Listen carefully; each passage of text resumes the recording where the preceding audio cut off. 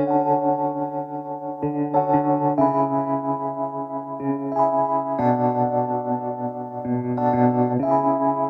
Endoscopy ಅಂದರೆ lady surgeons ಮಾಡುವಂಥ ಒಂದು ಕಾನ್ಫರೆನ್ಸ್, ಇದು live surgeries.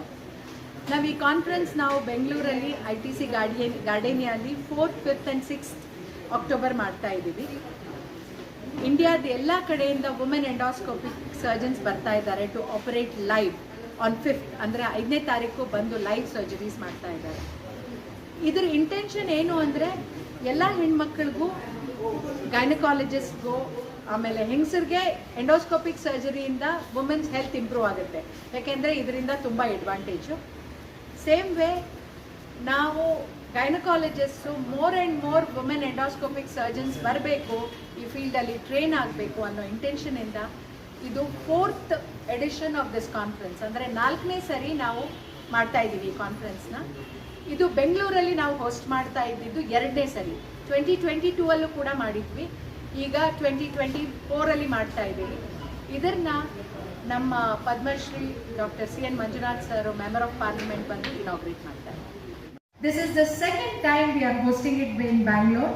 In 2022, I had hosted the same conference in Bengaluru, that was at JW Marriott, and we had an excellent response.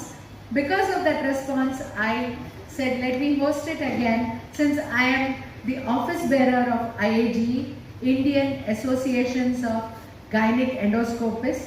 Basically because in another 3-4 years I'll be the president of that, and maybe the first woman president from South India. It is mainly North Indians who become the presidents, but I'll be the first woman South Indian president to represent South India in gynec endoscopy. So this is the idea behind doing this conference, and we want to disseminate knowledge to the younger generation and give them opportunities, encourage them to take up endoscopy so that women's health is nation's wealth. When it is a man and a woman in any career, it is the man who takes the lead in after about graduation, whereas a woman is held back basically because of her biological clock and career clock.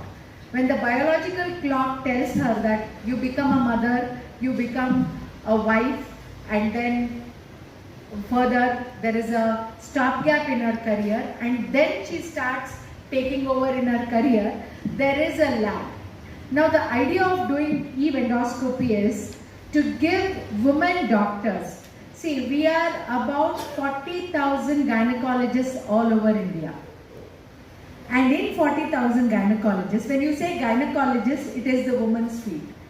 So among them, very few endoscopic surgeons were there when I became an endoscopic surgeon 20 years back.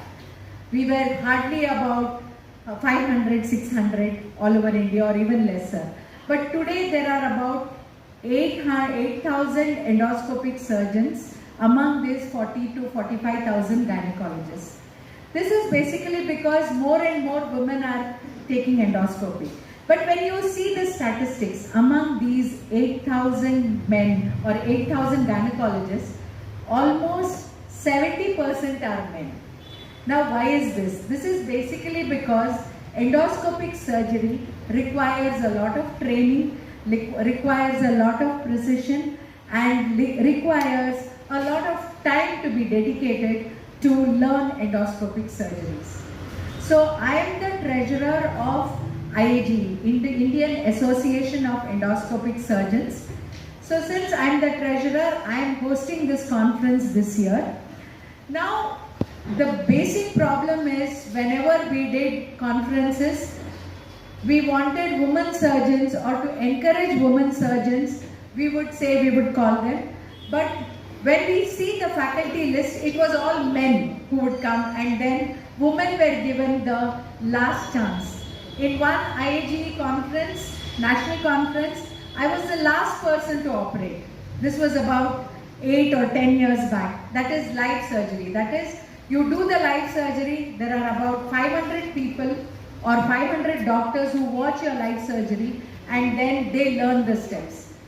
Now, this was the stage. So before COVID, one of the gynecologists thought that this is not fair for a woman. So they said we will start something called as the Eve endoscopy. And her name is Dr. Rishma Dilan Pai. She's from Mumbai.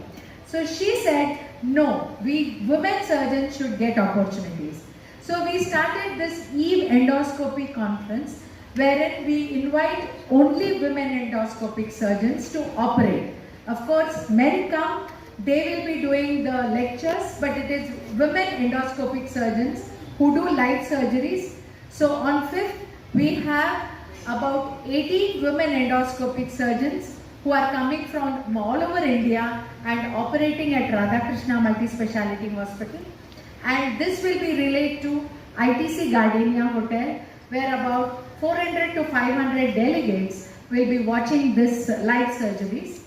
And that's how they will take home the message that one thing is women also can do very good surgery. That is the first thing.